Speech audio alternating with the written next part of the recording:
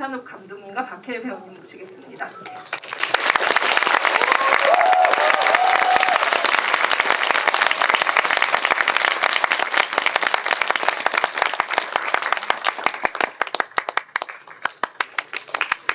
네, 저희 마스크는 벗고 할게요. 네.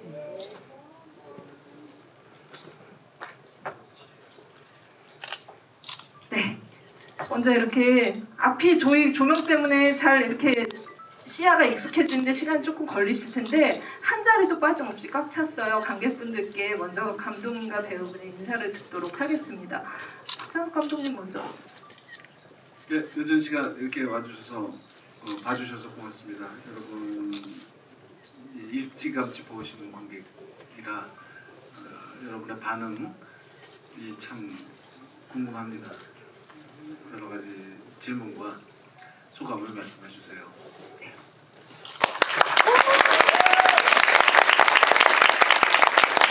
바다와 같은 배우님.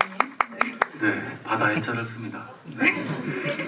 어제 장마 시작된 것 같은데 비 피해는 없으셨는지요? 오늘 날씨가 많이 습해서 저희 영화 속에 안개가 또 나오는 배경들이 있어서 영화 보시기에는 좋은 조건이 아니었나 싶긴 한데 아무튼 형사 장혜준을 연기했던 박해일입니다. 만나 뵙게 돼서 반갑습니다. 참고로 황민 씨를 여러분이 되게 보고 싶을 텐데 다른 일정이 생기셔서 함께하지 못한 점 양해 부탁드리겠습니다. 네. 탕일 씨한테 약간 이렇게 그 말을 전하라는 지령을 받고 오신 것처럼 말씀하시네요. 네. 손을 잡고 오셨으면 좋았을 것 같다는 생각이 들지만 또 다른 기회를 노려보도록 하겠습니다.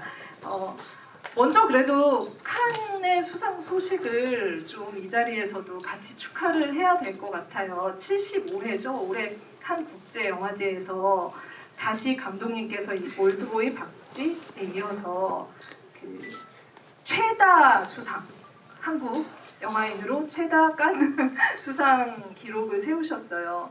이 깐느박이라는 이 애칭이 다시 입증되는 순간이었는데 그때 어떤 그 못다한 수상 소감을 여기서 한번 관객분들께 해주시면 어떨까요?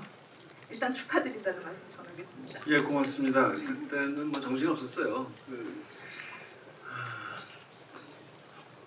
제 속마음은 박해일이나 탕웨이나 두 분 중에 한 사람이 상을 받으면 좋겠다는 욕심이 있었는데 그래서 이제 우리 탕탕이라고 부르는데 탕웨이 친구들이 다 그렇게 부르는 애칭이에요. 탕탕의 수상 소감을 미리 받아놓고 했는데 엉뚱하게 제가 받아버려가지고 좀 머쓱하게 됐고 그리고 이게 이제 그런 영화제 큰 영화제 나가서 몇 주 있다 보면은 정말 짐 빠지고 너무 힘들거든요. 웃고 있는 것 같지만 웃어도 웃는 게 아니고 그런 힘든 일을 참고 하는 것은 이제 그렇게 해서 좀 영화가 널리 알려지면 좋겠다. 상 받으면 또 더 많이 알려지고 그런 뭐 희망으로 이제 버티는 건데요.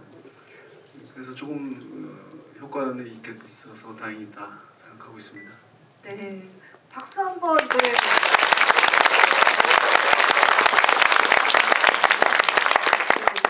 깐느 박수가 말이 많잖아요. 그러니까 얼마나 이제 수상에 앞서서 이제 그 박수의 강도와 그 분으로 수상을 예측하는데 거의 이제 그 박수 퀄리티가 수상까지 이어지지 않았나라는 생각이 듭니다. 박해일 배우님은 좀 약간 저는 좀 이럴 경우에 억울한 측면이 있는 것 같아요. 좋은 영화에 좋은 연기를 하게 되면은 당연히 이제 그 수상에 대한 기대나 감독님 말씀하신 것처럼 배우분들이 받을 수 있는 어떤 그런 것들을 생각을 하셨다고 했는데 불발되신 거잖아요.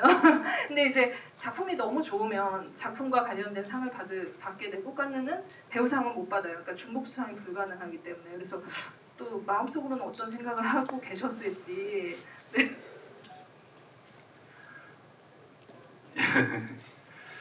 우선 칸 영화제라는 영광스러운 품격 있는 영화제를 처음 가게 돼봤어요. 그래서 박찬욱 감독님께 감사드리고 그것만으로도 저한테는 큰 선물이라는 생각이 들었고 더불어 송강호 선배님까지 그 75주년에 함께 박찬욱 감독님과 영화적 동지가 함께 수상하는 모습을 보고 좀 울 뻔했어요 개인적으로. 네, 그래서 정말 그 부끄러움을 무릅쓰고 달려가서 끌어안고 막 그랬었는데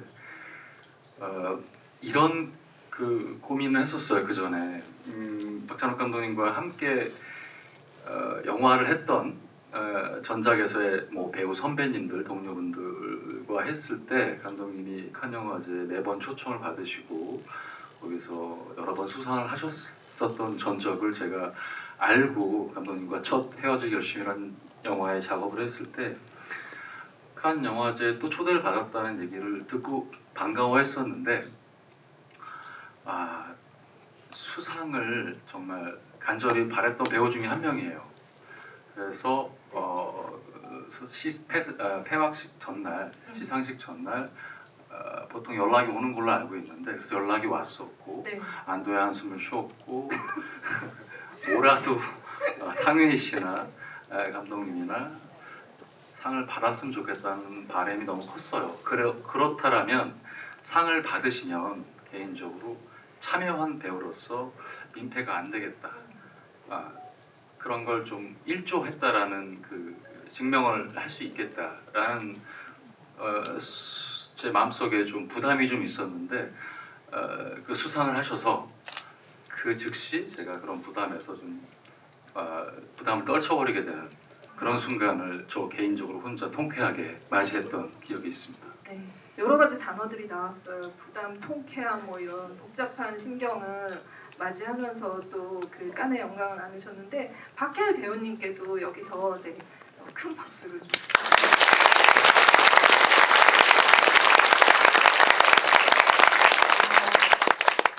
사실 제가 아까 이제 좀 약간 뭉클하다라는 말씀을 드렸던 이유는 그 지난 2년 동안 극장에서 이렇게 많은 관객들을 본 경험이 전무했어요. 그리고 이 정도로 꽉 찬 거는 제가 그 감독님의 작품이죠. 올드보이 시사를 할 때 이렇게 바닥에 앉아 계신 분도 있고 또 이렇게 자리가 없어서 좀 약간 이거 어떡하지? 못 보고 가면 어떡하지? 이런 생각이 들 정도였는데 그때 가문까지 불러일으킨다라는 생각이 들었고 이런 관객 동원을 할 수 있는 사람은 역시 이제 그 깐느박밖에 없구나라는 생각이 다시 한번 들었습니다. 근데 이게 아마 이제 그 이런 벅찬 감정들이 이 시사가 끝나고 나서 좀 약간 탄식과 함께 같이 감정들이 전해졌었던 것 같아요. 그거는 이 영화의 어떤 그 컨텐츠적인 측면에서의 그 사랑의 탄식 이런 것들도 있었는데 영화하는 분들한테는 굉장히 큰 좌절감을 주는 영화가 또 이런 영화였다라는 생각이 들어요. 그래서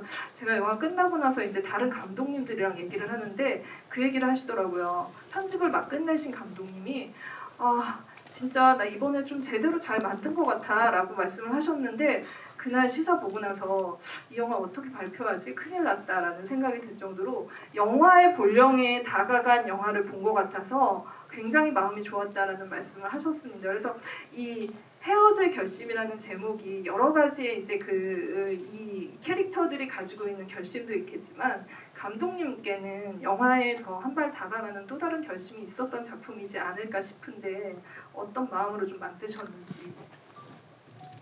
특별한 이유는 따로 있지 않았지만 나이가 들고 경력이 쌓여가면서 좀 더 순수한 형태의 영화를 만들고 싶다는 생각이 좀 형성되어 왔습니다. 여러 다른 뭐라고 불러야 할까요? 테마를 할까요? 메시지를 할까요? 이런저런 하고 싶은 이야기들 그런 게 영화마다 있을 수 있지만 아마 제가 바로 전 작품이 리틀 드러머 걸이어서 그런 것 같기도 한데 그 영화는 팔레스타인 분쟁을 다루고 있죠. 그런데다가 TV 시리즈죠. 그걸 만든 직후라서 다음 작품을 정말 순수한 영화적인 영화, 오로지 그 영화의 형식의 최소 요소만 가지고 아주 간단한 스토리와 적은 등장 인물만 데리고 그런 순수한 영화를 만들고 싶다. 극장에서 즐거움을 느낄 수 있는. 그러니까 극장에서 즐기는 영화라고 생각하면 되게 크고 막 화려한 효과가 있고 그런 영화를 상상하기 쉽지만 제가 생각하는 순수한 극장용 영화라는 것은 그것보다는 이렇게 어떻게 보면 소품 같지만 아주 내용이 영화 형식의 최소 요소를 잘 활용한 그냥 스토리, 인물, 앵글, 그리고 편집, 음악 이런 것만 갖고 구성된 그런 영화를 하고 싶다는 생각이 들었어요. 그렇다고 해서 리틀 드러머걸이 뭐 제가 뭐 더할 애착을 가진 작품이라는 얘기는 아닌데 그거 오래 매달려서 일을 하다 보니까 이제 그런 생각이 들었습니다. 그래서 좀 전의 영화들보다 효과를 더 줄이고 더 그 자극적인 요소를 좀 더 낮추고 그런 영화, 좀 더 사람의 표정이나 그 얼굴 눈빛 뒤에 있는 감정을 자꾸 들여다보고 싶게 만드는 그런 영화를 하고 싶었어요. 네, 감독님이 하신 말씀을 탕웨이 배우 지금 오늘 자리에는 안 계시지만 제가 먼저 인터뷰를 했었는데 그 버전으로 풀어서 얘기를 해보면 이 말이 영화 보고 나니까 이해가 되더라고요. 그 전에 감독님의 작품은 관객들을 잡아당겨서 휘둘러서 들어오게 하는 구조였는데 이번 작품은 잔잔하게 손을 잡아주면서 극으로 들어오게 하는 아주 온화한 영화다 이런 말씀을 하셨더라고요. 그래서 정말 딱 맞는 표현이다. 어떻게 보면 이 영화가 손을 잡아서 끌어당기는 그런 어떤 느낌을 주지 않았나 싶은데 감독님 말씀하신 아주 그 단촐한 그 요소들에는 저는 캐스팅이 굉장히 중요한 영향이고 분위기고 무드를 형성했다라는 생각이 들어요. 거기에는 그 한국 영화계에서 다른 감독들에 의해서 어떻게 보면은 다양하게 변주되어 왔던 박해일이라는 배우의 특성이 이 영화에 잘 맞아떨어진 게 아닐까? 진짜 그 우리가 클래식 그 범죄물이나 수사물에서 봤던 영화든 이제 그 소설이든 그런 데서 봤던 우아한 형사라는 게 한국 형사물이나 이런 데서는 못 봤던 것 같아요. 지금까지 그런 그 형상이라는 것이 어떤 방식으로 표현될 수 있을지 몰랐는데 박해일 배우를 보고 나니까 그런 사람이 존재한다라는 걸 알게 된 것 같아요. 그래서 제가 이제 그 영화 보고 나서 든 생각은 박해일 배우는 이 역할을 하기 위해서 태어났구나. 네. 너무 비약인가요? 이 역할을 이 시나리오를 또 제안 받으셨을 때 어떤 또 마음이 드셨는지 배우님께서는 이 영화가 어떤 영화로 다가왔는지.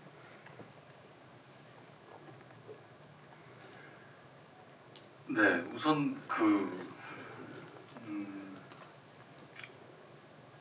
이 작품을 하게 된 계기는 몇 가지를 얘기를 드려보자면 박찬욱 감독님이라는 존재가 일단 큰 영역에 하나가 속하고요.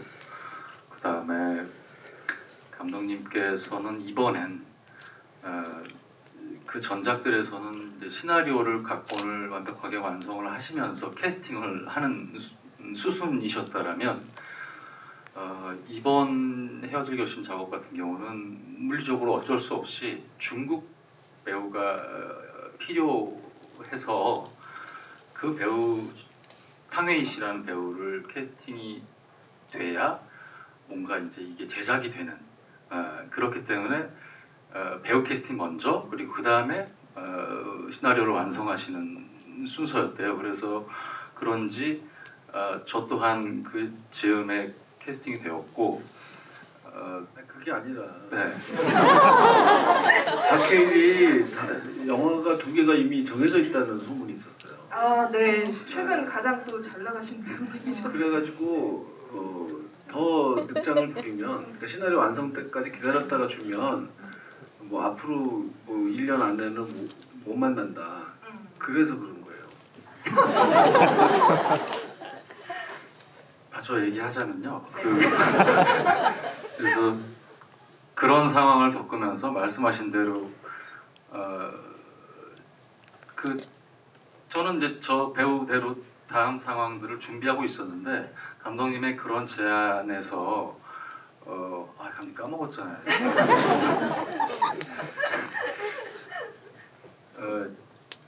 네, 그래서 감독님께서 저한테 1시간 남짓한 이야기를 줄거리를 먼저 설명을 해주셨어요. 그래서 거기에 이제 이러이러한 형사가 나오고 이러한 이야기일 거고 탕웨이 씨라는 배우가 같이 하게 될 거라는 얘기도 나중에 들었고 했을 때 그 형사의 보신 바와 같이 형사의 캐릭터가 제가 들어보지 못한 네. 한국 영화에서 결이 다른 그런 느낌이었고 그래서 그런지 저한테는 갑자기 그 호기심이 생기더라고요. 그래서 보통 남자 배우들 같은 경우는 신인 시절 때 보통 신입 경찰이라든가 형사 역할들을 많이 좋아라 하는데 한 번쯤은 했을 네, 한 법한데. 번쯤은 했을 법한데 제가 아직 형사 역할을 해본 적이 없었거든요. 그래서 네. 이런 형사를 해보려고 기다렸던 건가 싶을 정도로 정말 큰 호기심을 갖고 참여했던 작품입니다. 그리고요 네. 바로 잡으실 건가요? 어떤 기사에서 제가 네. 뭐 거절을 한 번 했었다 이런 말씀을 들었었는데 기사를 통해서 저 사실 아니거든요. 감독님의 작품을 하기 위해서 이제 얘기되어지는 작품을 정리하는 동시에 시간도 좀 필요해서 조금 시간이 필요했다라는 얘기한 적 없어요. 양해를 수정을 좀 말씀드립니다. 근데 그래서 그 박혜연 씨 인터뷰 보니까 다음에 오늘 인터뷰 봤는데 기사를 서로 소통을 잘 네. 하시는 것 다른 작품이 아니라 헤어질 결심을 통해서 만나게 돼서 참 좋았다 그런 얘기가 있어서 다른 작품 별로였나? 사실 이제 질문이 생기더라고. 폭력과 자극의 세계, 박찬욱의 세계, 뭐 약간 이런 얘기들을 하잖아요. 어떻게 보면은 가장 거리가 먼 배우라는 생각도 들었어요. 그래서 감독님께서 이제 그러니까 좀 약간 좀 놀라운 지점은 지금까지 박찬욱 감독님 정도는 굉장히 채산성이 좋은 감독님이시거든요. 꾸준히 영화를 계속 끊임없이 만드셨는데 항상 박해일 씨를 캐스팅하지 않으셨어요.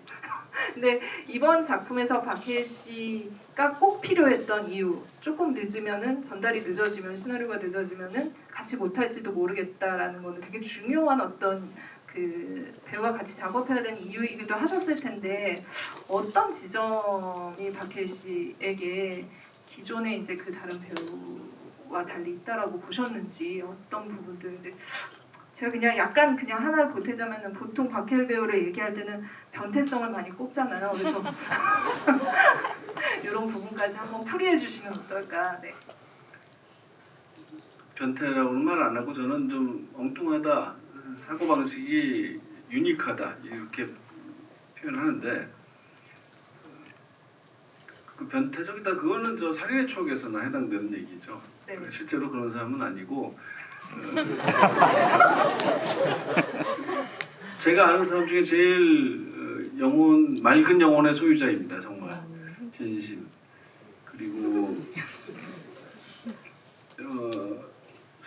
생각은 나름대로 독특하게 하기 때문에 그러니까 왜 영혼이 맑다라든가 뭐 착하다든가 이렇게 말하면은 좀 지루한 사람이 떠오를 수도 있잖아요. 네.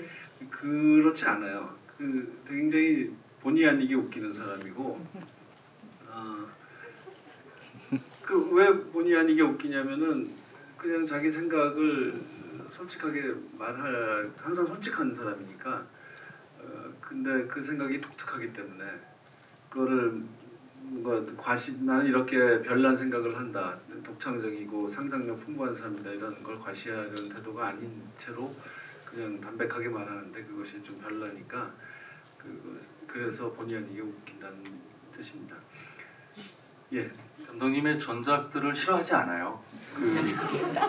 그런데 제게 이번 내 주신 헤어질 열심이라는 시나리오가 제가 정말 더 도전해보고 더 흥미롭고 호기심을 갖고 찍을 수 있는 작품의 성격에 더 좋긴 합니다. 네. 네. 다른 결의 작품으로 네. 봐주시면 감사하겠습니다. 두 분 만남이 정말 저는 그냥 서로의 구원자가 됐다라는 생각을 할 정도로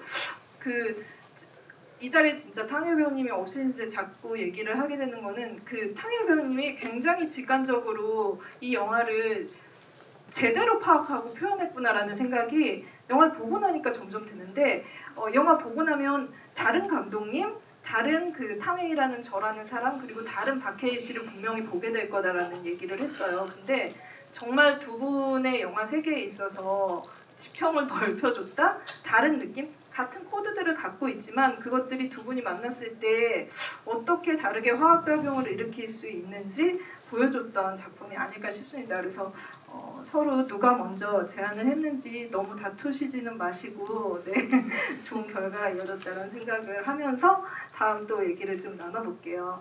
그 영화에서 이제 그 굉장히 중요한 요소 중에 하나가 아마 저는 이제 그 붕괴라는 단어라는 생각이 들어요. 보통은 이제 그 붕괴라는 거는 우리가 생각했을 때 물리적으로 오는 쪼개지고 나누어지고 어떻게 보면 무너지고 깨지는 그런 것들을 생각하게 되는데 이 영화에서는 그 붕괴라는 것을 마음의 어떤 상처로 표현을 했어요. 그래서 어떻게 보면은 사실은 시나리오를 쓸 때나 이 영화를 착상을 할 때 이 단어를 먼저 놓고 쓰지 않았을까라는 생각이 들 정도로 강렬하게 그것들이 시각적으로 그려졌거든요. 이들이 겪고 있는 이 마음의 아픔이 어떤 건지 그래서 감독님께 이 붕괴를 전면에 내세운 이유가 어떤 것이었을지 여쭤보도록 하겠습니다. 일찌감치 선택된 단어는 아니고요. 그 트리트먼트 단계에서도 없었던 것 같고 각본을 이제 한 줄 한 줄 대사까지 써 나갈 때 등장한 단어로 기억합니다. 그런데 이제 설애가 외국인으로 설정돼 있고 한국어를 꽤 능숙하게 하지만 때로 어떤 단어를 잘 모르고 하니까 그걸 사전으로 찾아본다는 그런 장면이 만들어질 수 있는 조건이잖아요. 그래서 그거를 물론 붕괴라고만 해도 한국 관객 이름 다 알아듣지만 그거를 그 글자로 정말 빅 클로즈업된 화면에서 그 큰 스크린에 정말 대문짝만한 글씨로 무너지고 깨어짐 이렇게 막상 딱 봤을 때 확 와닿는 느낌이 있으리라고 기대를 했습니다. 근데 나의 해방일지라는 드라마에 추앙이라는 단어를 먼저 예, 네. 정말 할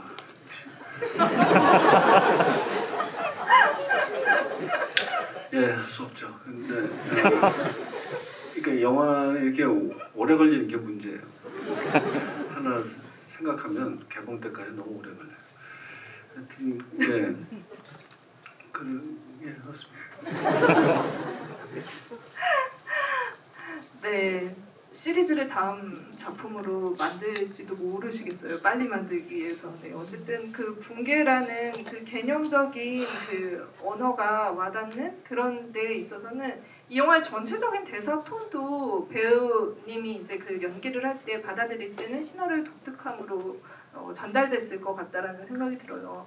어떻게 보면 쓰지 않는 그 말투를 쓰고 있잖아요. 인물들이. 그리고 그 안에 정성을 다해서 서로 경어체를 쓰면서 거기서 이제 그 마음을 숨기고 뺏기고 훔치려고 하는 그런 여러 가지 시도들이 있는 단어 하나하나, 문장 하나하나가 영화의 어떤 그 마음을 일으키게 한다는 생각이 들었는데 또 어떤 그 대사를 보시면서 좀 배우님이 느끼신 건 어떤 거였는지. 우선 제가 맡은 역할이 형사다 보니까 형사라는 캐릭터가 그런 문어체적이고 문학적이고 다소 시적인 말투를 쓴다라는 그 직업과 그 말투의 충돌 이런 게 저한테는 낯설었지만 되게 신선한 감으로 다가왔고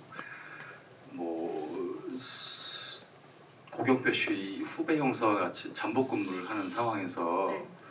그래서 아시겠지만 뭐 슬픔이 파도처럼 밀려오는 사람이 있고 물에 잉크가 퍼지듯이 서서히 물드는 사람도 있고 이런 말이 조금 어떻게 받아들이셨을지 모르지만 저는 시나리오 봤을 때 그래 이런 사람도 있을 수 있어 너무 잘 해내고 싶더라고요. 네. 정석영 작가님이라는 그 감독님과 오래전부터 작업을 해오신 작가님과 만들어낸 그런 매력적인 보석 같은 대사들이 형사 장혜준이 표현하는 그런 느낌들이 저라는 기질의 배우가 했을 때 느낌을 어떻게 잘 관객분들한테 안착시킬 수 있을까? 네, 그 부분을 조금 고려하긴 했어요. 근데 저는 재밌게 했어요. 그것이 낯설거나 뭐 부담스럽거나 그런 적은 없었어요. 네. 네. 근데 그리고 네. 탕웨이 씨가 맡은 송설애라는 중국인이지만 한국말이 부족합니다라는 캐릭터여서 마침내 뭐 이런 단일한 이런 말투가 그런 문학적인 문어체를 쓰는 형사 장혜준과의 이상한 동질감들이 서로 느껴지더라고요. 시나리오를 보거나 같이 촬영을 하면서 호흡을 할 때. 그래서 탕웨이 씨는 탕웨이 씨가 가지고 있는 환경에서 저는 제가 맡은 역할의 환경에서 그런 부분들을 좀 리듬감 있게 질감들을 같이 가져가려고 했었고 뭐 제가 사실 촬영하면서 되게 재밌었던 장면들을 하나 말씀드리자면 그 신문실 있지 않습니까? 그 좁은 공간에서의 송설애와 이렇게 신문도 하고 반대로 초밥도 먹고 네. 후반부에서는 또 서로 그러면 안 되는 공간에서 연애질도 같은 것도 하고 그러니까 그런 부분들이 감독님이 만들어 놓은 이런 수사극 안에서의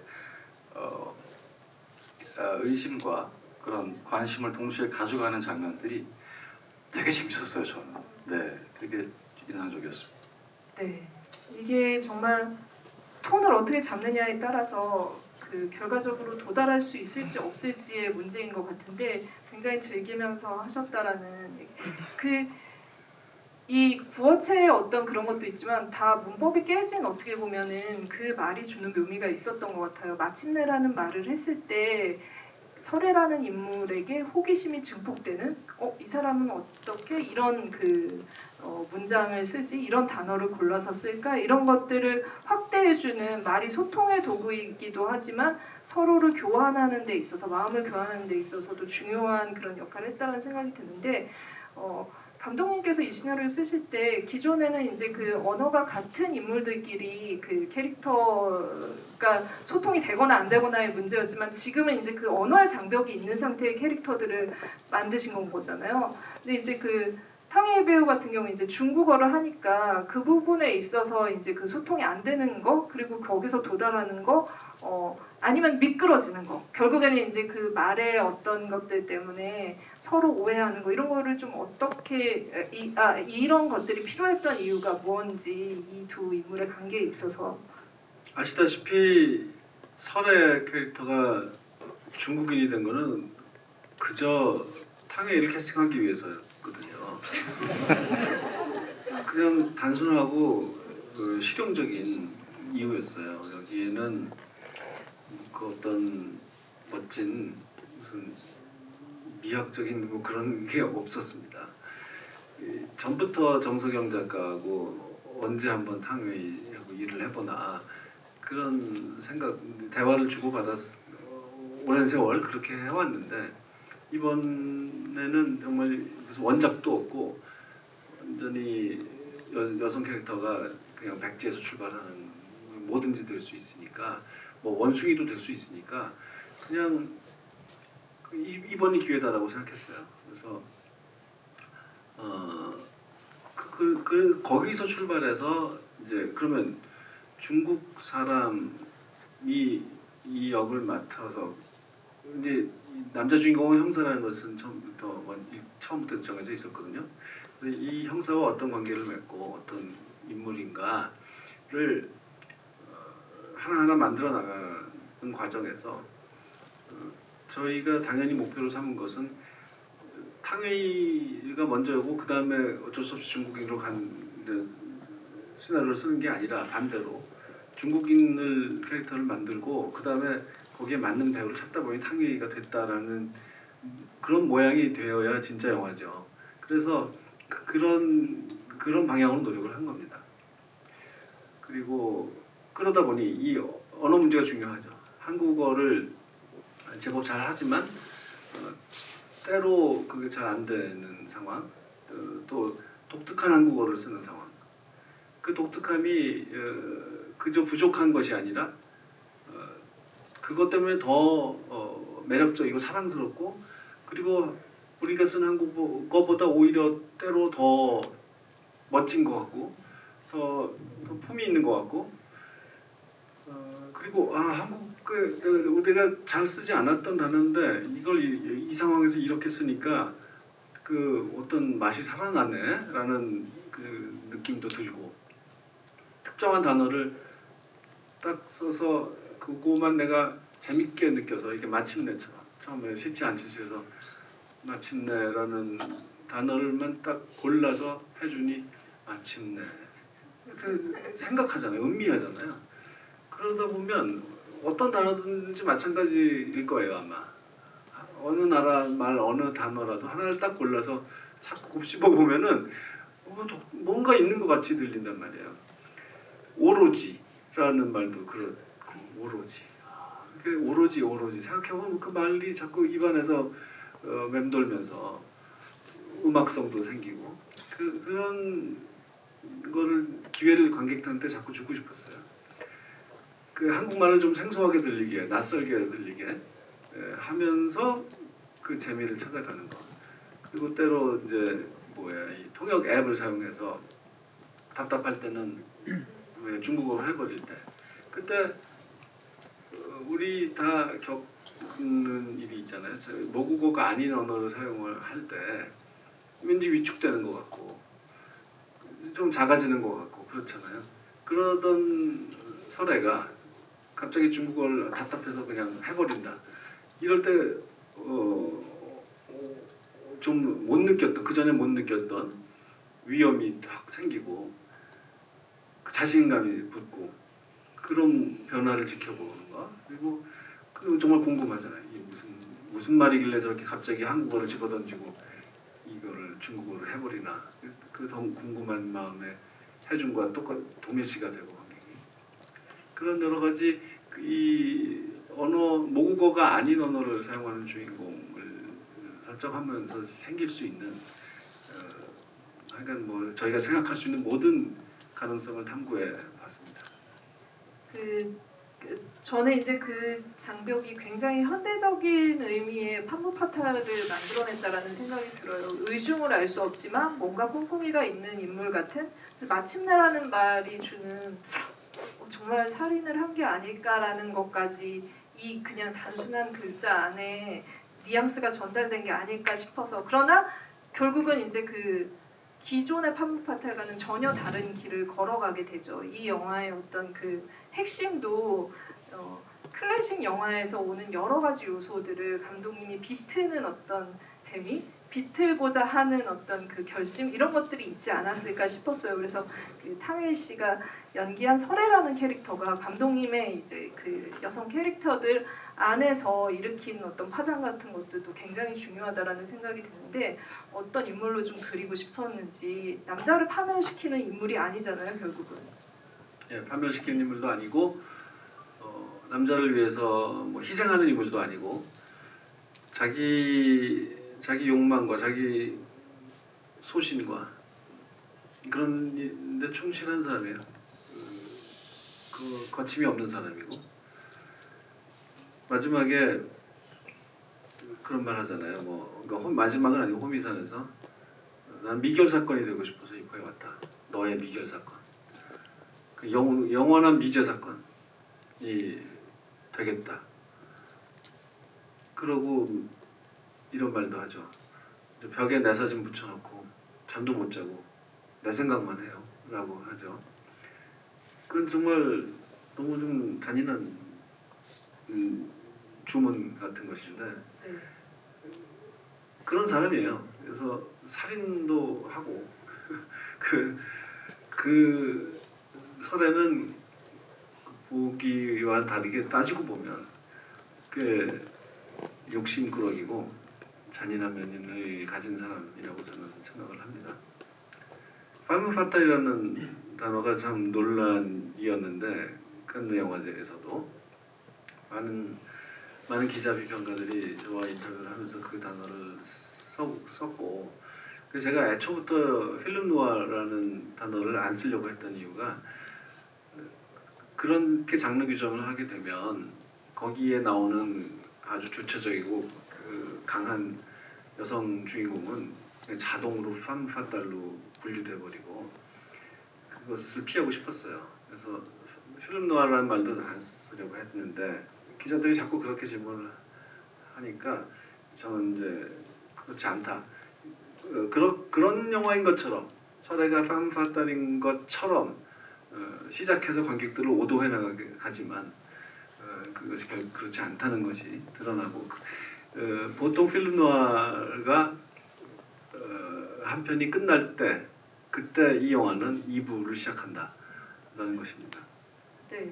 아마 이제 그 말씀하신 것처럼 영화가 그 두 개의 챕터로 나눠지는 것 같은 그런 느낌을 받았고 초반은 그 우리가 말하는 필름 누아르 같은 해준의 훔쳐보기로 시작되고 전개되는 그 서스펜스가 가득한 드라마였다면 후반으로 가면서 설애가 오히려 해준을 훔쳐보는 듯한 그리고 그 마음을 훔치는 듯한 그런 멜로로 나뉘어진다라는 생각이 들었어요. 그 안에서의 정점은 진짜 그 저는 진짜 어떻게 이런 엔딩이 나올 수 있을까라는 생각이 들 정도로 아 슬픔에도 기바람이 있구나라는 생각이 들었거든요. 땅을 파고 들어가잖아요. 모래를 파고 나의 그 핸드폰으로는 감출 수 없는 아무리 던져도 떠오를 수밖에 없는 핸드폰 대신 자기가 묻히는 방법을 택하는데 그 안에서 그 나중에 정말 그 고전에 나오는 어떤 인물처럼 탄식을 하면서 찾아야 하는 나의 잃어버린 사랑, 내가 인정하지 않았던 사랑을 찾는 그 마음을 연기하는 배우의 그 마음, 그 장면이 어떻게 다가왔을까. 네. 그러니까 배우마다 다르겠지만 시나리오를 받고 연기를 해야 되는 입장이 되면 제가 해야 되는 장면, 캐릭터의 장면에서 저는 약간 시나리오다 별표를 해놔요. 그래서 난이도가 있는 씬들, 제가 해야 될 감정의 수위가 어려운 것들은 별표를 3개를 쳐요. 네. 근데 바닷가는 제가 네. 5개짜리고 그 범위를 벗어난 말씀드리고 거네요. 싶어요. 예. 그래서 바닷가 현장을 잠깐 설명을 드리자면 그 만조가 차오르는 그 바닷가 있잖아요. 그 태안이었나요, 감독님? 서해 쪽의 바닷가인데 네. 그 만조가 차는 날을 잡기가 어렵대요. 그래서 그날 딱 마침 파도도 감독님께서 생각하시는 그 파도의 그 결도 너무 좋고 그날 찍어야 된답니다. 그날 뭔가 여러 가지 기술적으로나 연기가 안 좋으면 한두 달 기다려서 그 파도를 또 기다려야 된다는 얘기를 하더라고요. 네.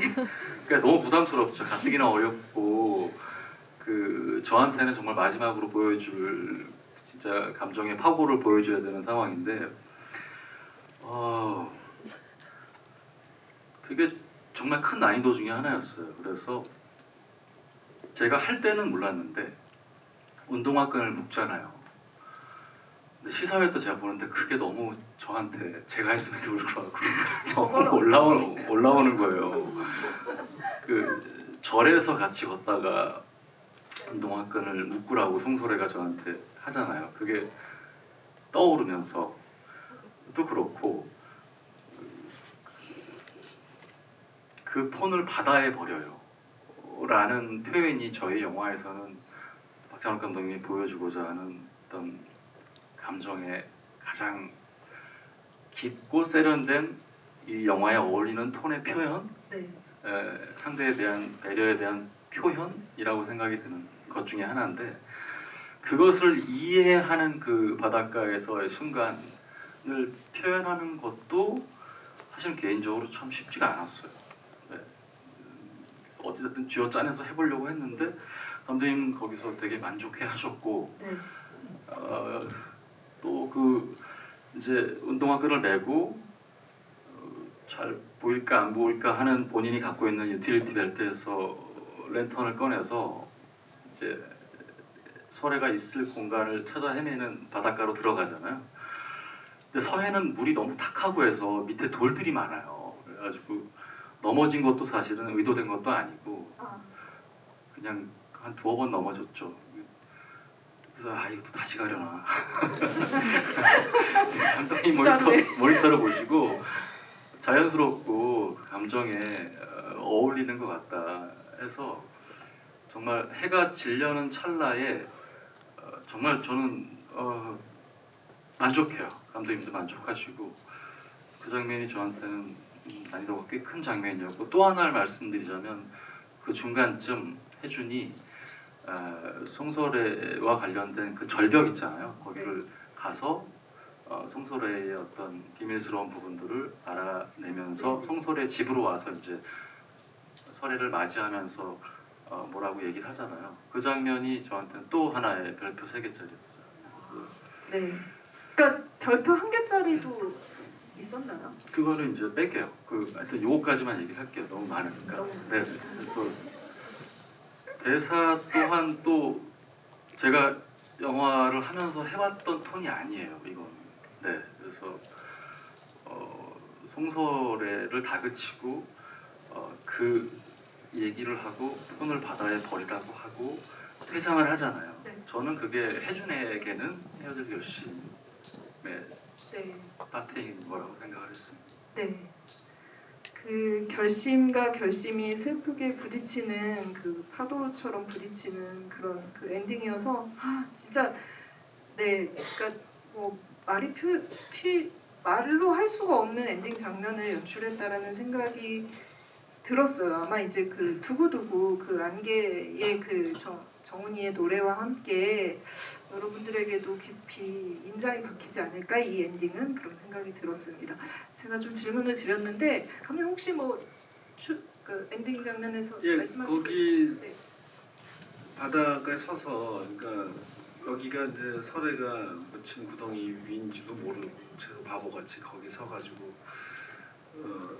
전 뭐 더 찾아볼 데도 없고 뭘 해야 될지 몰라 막막한 상태의 혜준이 할 일 없이 전화기를 꺼내서 다시 또 그 녹음을 듣잖아. 이게 도대체 왜 소중한 그 그녀에게 것일까라고 이것 때문에 사진까지 하는 것일까 들어보는데 저 폰은 바다에 버려요.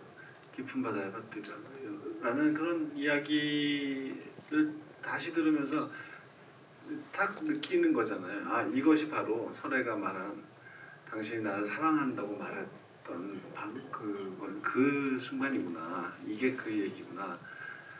라는 걸 깨달을 때의 그걸 깨닫고 깨달음의 미소를 짓는 이렇게 하늘을 보면서 그때의 그 박해일 씨의 표정이 저는 현장에서 찍을 때 굉장히 늙어 보인다.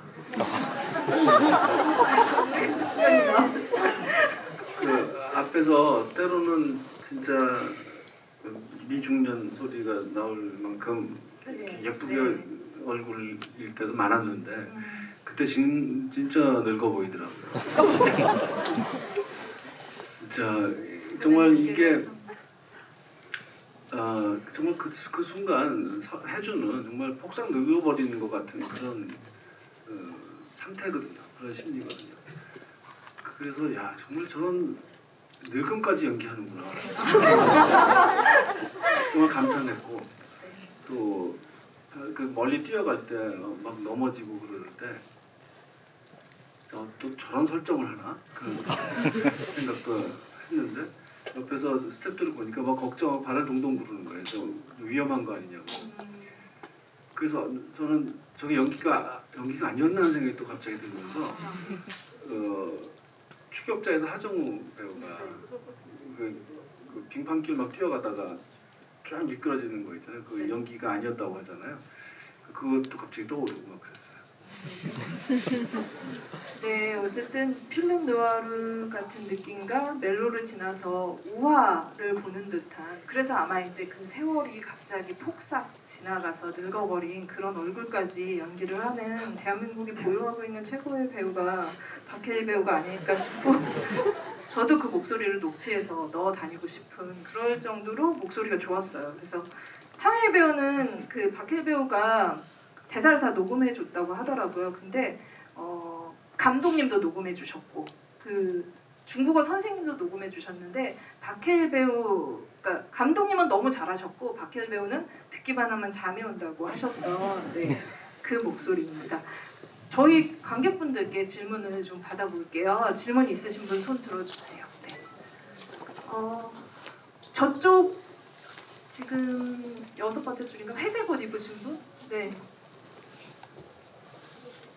네, 마이크를 주시나요, 혹시? 네, 감독님 너무 좋은 작품 만들어주셔서 감사드리고요. 극 중에서 중간에 구스타프 말러의 교향곡 5번이 등장했던 기억이 있습니다. 혹시 그 노래를 선곡하는 기준 혹은 시나리오 속에 애초에 이 노래를 설정하고 시나리오를 작성하셨는지에 대한 답변이 궁금합니다. 네, 음악. 제가 기억이 정확하진 않은데 각본에 이미 있었던 것 같아요. 그때 각본 쓸 때에는 그냥 나중에 더 잘 찾아봐야지 하고 일단 그냥 급한 대로 떠오르는 거 아무거나 적었어요. 그러고 나서 이제 본격적으로 그 음악을 골라야 하는 때가 왔는데 뭐냐면 그 극 중에서 기도수가 설의 첫 남편이 LP 음반을 틀어서 음악을 감상하는 장면이 있잖아요.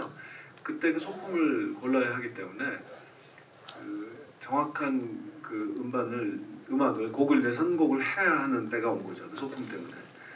그래서 부랴부랴 이제 막 그 조용욱 음악 감독과 함께 그 음악을 찾았어요. 일단은 그 말로 5번은 정말 제 가장 쓰고 싶지 않은 곡이었어요. 왜냐하면 그 비스콘티의 베니스에서 죽다에서 너무 그 곡이 유명하게 잘 쓰였고 너무 반복적으로 쓰였고 그냥 그 곡 하면 무조건 그 베니스에서 죽다가 떠오를 자동 완성되는 그런 유명한 사례이기 때문에 절대 그것만큼 쓰고 싶지 않았어요. 근데 아무리 찾아봐도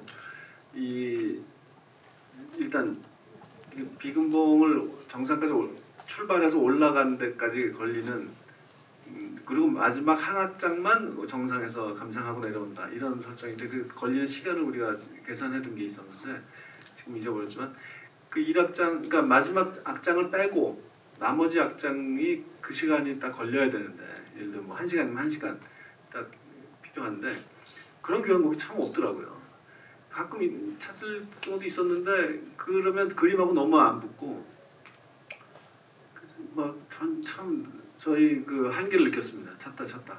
그래서 결국 어쩔 수 없이 돌아왔고 그냥 말로 5번 그 아다지에토 악장인데 그 악장은 무슨 뭐 비스콘티만 쓰면 법 있나 뭐 이러면서 당하게 당한 척하면서 정신승리하면서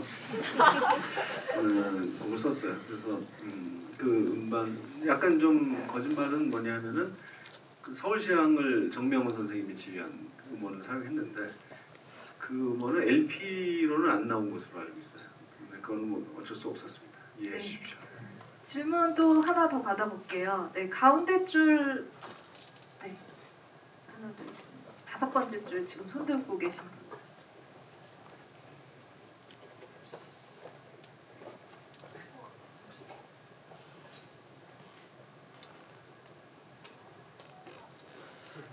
네. 네, 네, 감독님 영화 너무 네, 영화 말씀 너무 주세요. 재밌게 잘 봤습니다. 제가 그 듣기로 이 안개라는 곡이 나오지 않습니까? 정훈이님의 안개라는 곡이 나오는데 이 안개라는 곡을 들으면서 어떤 부분에서 이 영화에 대한 이렇게 왔다고 좀 들었습니다. 정석영 작가님과 이 곡을 같이 좀 들으면서 또 어떤 얘기를 나누셨는지 어떻게 해서 이 헤어질 결심이라는 영화로 이렇게 발단이 되게 됐는지 어떤 대화를 나누셨는지 좀 궁금합니다. 네. 제가 나중에 들었는데 서경 작가는 안개를 듣지도 않았다고 그러더라고요. 제가 그냥 집에서 혼자 들었는데 정훈이 안개, 그다음에 유튜브 알고리즘 자동 추천으로 송창식 트윈폴리오의 안개를 네. 연달아 들으면서 이 남성 가수 버전이 있다는 거를 그때 알았고요.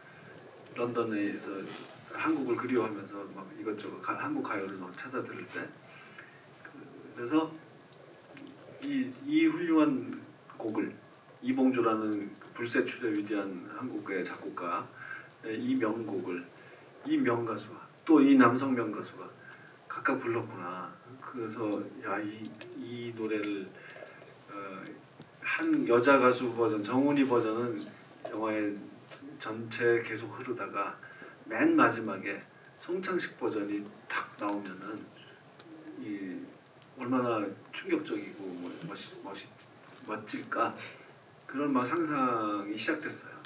근데 노래 가사를 음미해 보면은 이건 뭐 아주 빼박 사랑 이야기일 수밖에 없는 거고 그러니까 이런 로맨스 영화로 만들어야 되겠다는 생각까지를 한 거죠. 그런데 그것과 별개로 제가 바퀴일처럼 생긴 어떤 형사가 나오는 수사 영화를 만들고 싶다, 경찰 영화를 만들고 싶다라는 생각을 따로 갖고 있었는데 이 두 개가 이제 합쳐지게 된 겁니다. 서경 작가와 대화하면서 그런 예전에도 그런 경우가 있었는데 박쥐를 테레즈 라캥이라는 그 프랑스 소설을 영화로 만들겠다는 생각이 하나 있었고 뱀파이어가 되는 카톨릭 사제의 이야기를 만들고 싶다는 아이디어가 하나 따로 써둔 그 줄거리가 있었는데 이 두 개를 합쳐서 박쥐라는 영화가 나왔거든요. 그런 것과 비슷한 과정이었어요. 네. 마지막 질문을 하나 더 받을게요. 이쪽 줄로. 네.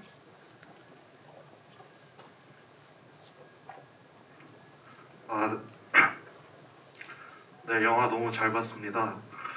오늘 사실 두 번째 관람인데 보면 볼수록 더 매력 있는 작품인 것 같습니다.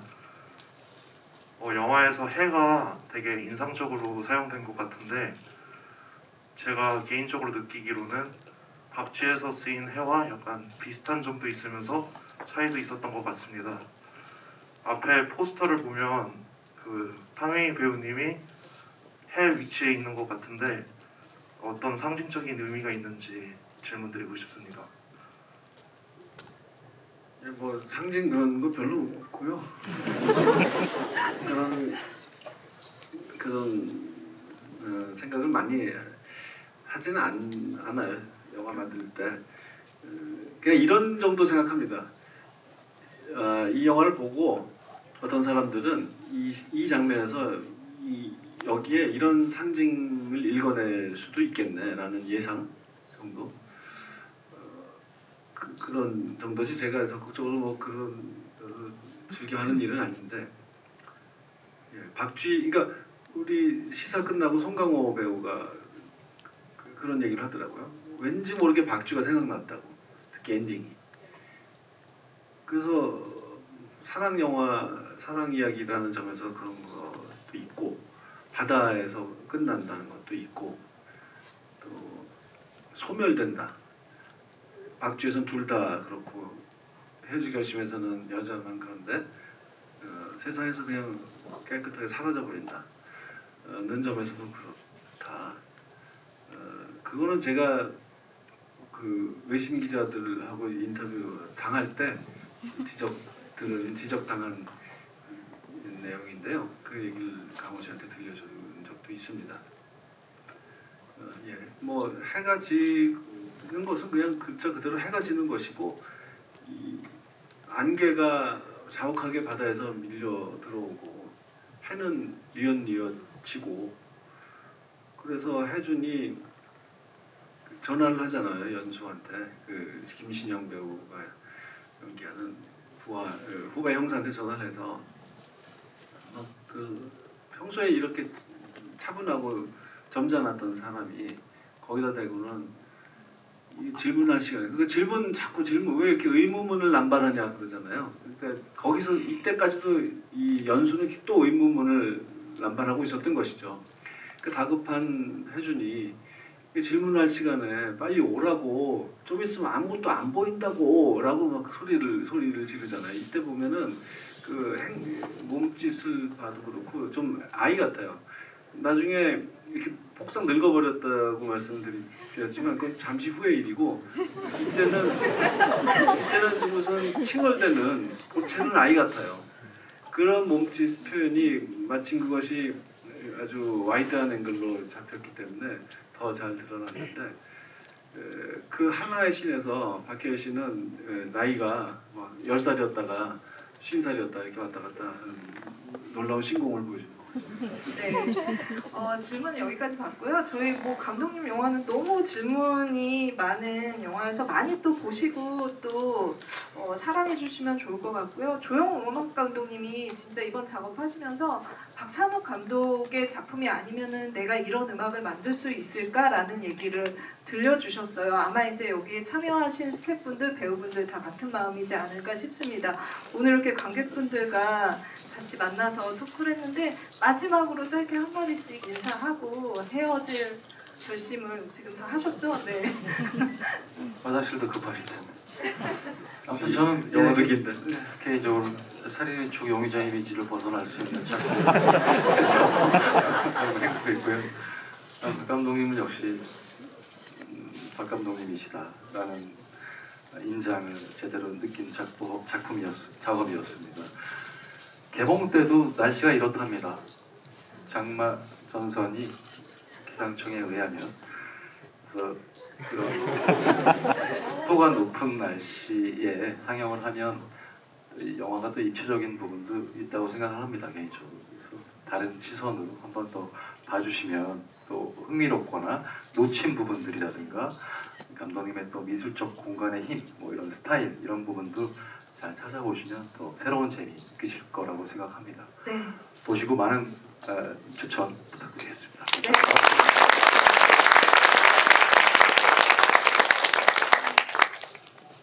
저는 여러분이 만약에 이 영화를 좀 재밌게 보셨다면은 주변 분들한테 긴 말 필요 없고 그저 좀 웃기다. 가끔 좀 웃기다. 이 정도만 추천해 주시면 감사하겠습니다. 박수 부탁드립니다.